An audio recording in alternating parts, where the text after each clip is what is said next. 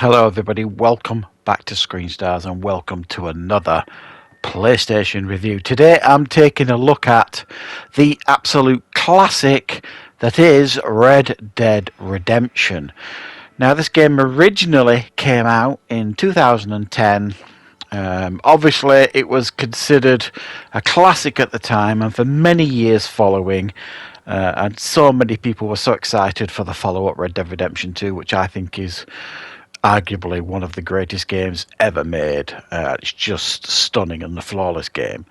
And there was speculation for years, really, that this game was going to be getting a remake or a remaster by Rockstar. And there was rumours, all about 2022, all this kind of stuff, that it was actually happening, and then we got the news in 2023 with fairly short notice that, oh yes, you are getting Red Dead Redemption, but unfortunately it's not a remaster, not a remake. It's basically the PlayStation 4 version with a bit and spit and polish, and we're going to charge you £40 for it. Now this went down like a lead balloon with most people, to be fair. And it really had nothing to do with the quality of this game, because at the end of the day, this game is, I'm not here to tell you that this is a bad game, because it clearly isn't a bad game. It's a stunning game, so much fun to play through, and we'll talk a little bit more about the game shortly, for those of you who've never played it. But like I say, Rockstar kind of... I've got a bit of a track record of kind of letting people down with this sort of thing. They did it with the Grand Theft Auto trilogy, kind of. Well, not kind of. They did. They blew it with that, and this one just didn't go down well. Now, I think if they'd have released this last year with the same spit and polish and charged around $19.99 in the UK for it, I think, not a lot of people would have been too fussed and might have even been happy to buy it.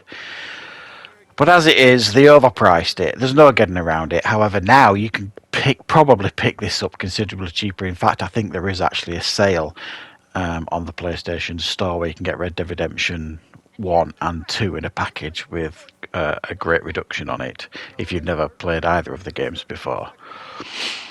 So what do you actually get in this package then for your money with Red Dead Redemption? Well, this is obviously a PlayStation 4 game, but you can obviously play it on your PlayStation 5, which is what I've been doing.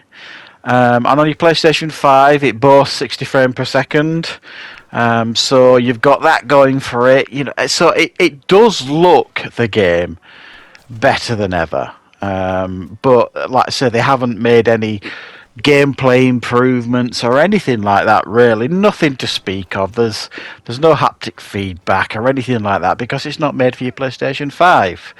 I think if they'd have put a little bit more effort in, and really tried to update it a little bit graphically, I think people would have been much kinder to this, but they haven't. But again, that's not to say that this game isn't pretty, because I remember when this first came out, it was stunning to look at, and it just blew me away. And it's still a pretty game. Yes, there's some glitches here and there. Yes, there's some funny stuff go on with horses, crashing into things, and, you knocking people off the horses, and it's all a bit, dodgy here and there, but it's all forgivable. It's a bit clunky. So yeah, you can play this on your PlayStation 5 at 60 frames per second. It is really the Game of the Year edition that you got back in the day, without the multiplayer part. There were, on the Game of the Year, you had the multiplayer that I didn't really play, but I remember my son playing a lot of a few years ago on his Xbox, I think it was, he played it on. And you also get the famous Undead Nightmare game expansion that was very, very popular, that I remember playing back years ago. I haven't played yet on this, but I will.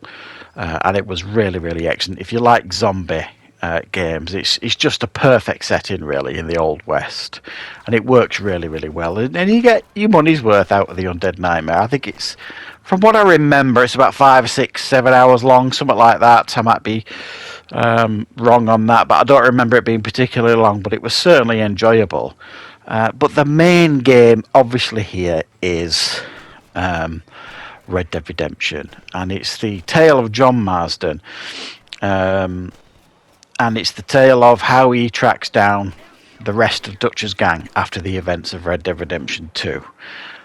He's basically given no choice. He's got to track them down because his family is basically in danger. So he goes off headstrong, nearly gets killed at the beginning of the game. He is rescued, and then he's got to kind of slowly round up and take out the rest of Dutch's gang. You've got Bill Williamson and obviously Dutch, and so on and so forth. The game is open world, obviously. It's a nicely designed world. You could kind of there's a section in the world where you open it up as well, where it takes you to Mexico. But other than the main missions, which there are plenty of, you've got side missions to do. You've got like bounty hunts that you could track down. You've got like strange little side quests that pop up on the map that you've got to kind of solve. You can buy properties where you're going to need to save the game and change your outfits. You can take part in, the usual stuff, poker, you can buy drinks and so on and so forth. Now, it's not obviously as expansive as Red Dead Redemption 2. It's not as slick as that game. I mean, that game literally had everything, but this game still feels brilliant when you're playing it for the most part. The gunplay is excellent, very similar to Red Dead Redemption 2. It's a lot of fun. The gunplay, I've always really enjoyed it. You've got like gunfights as well in the game, which obviously you'll be used to if you've played this game before, and Red Dead Redemption 2. They're a lot of fun as well. I remember years ago when I first played this, I was really terrible at the gunfights. The one-on-one gunfights. I just wasn't very good at them, but they're a bit easier now. I've kind of figured them out and got used to them. The story is certainly a lot of fun. You meet a lot of new characters on the way, like misfits that you kind of help and do missions for, and you've got to kind of build your honor and your fame up. If you do honorable things, your honor increases. If you do dishonorable things, it decreases. If you do dishonorable things, you'll get like bounty hunters chasing you, so you've got to pay your bounty off at like the train station places. You've got shops in the towns where you can buy weapons, you can buy other things like in the general store, but you can buy all sorts of little different things. You can buy newspapers like the second one, and usually this is where you'll find like the wanted posters, so you can do like the bounties spread throughout the mission, throughout the maps. So it's literally got everything. I mean, until the second one came out, this was the definitive Western game, and it allowed you to kind of live your Western fantasy.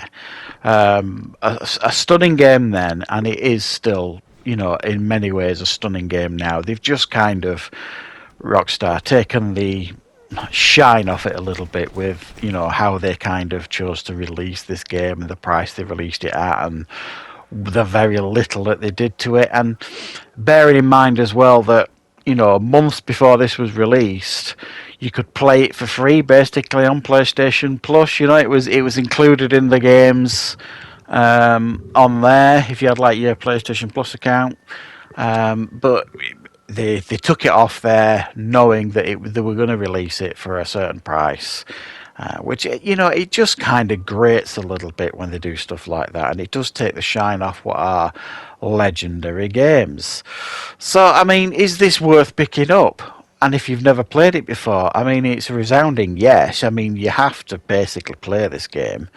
But is this game any better than, if you've still got a PlayStation 3 at home or something like that, and you go and buy a second-hand version of the game, for £5 or whatever it is this game worth paying £40 for? Definitely not. I mean, you can pick this up now cheaper, I'm sure, but it doesn't give you what I would call significant upgrades from the original release by any stretch of the imagination.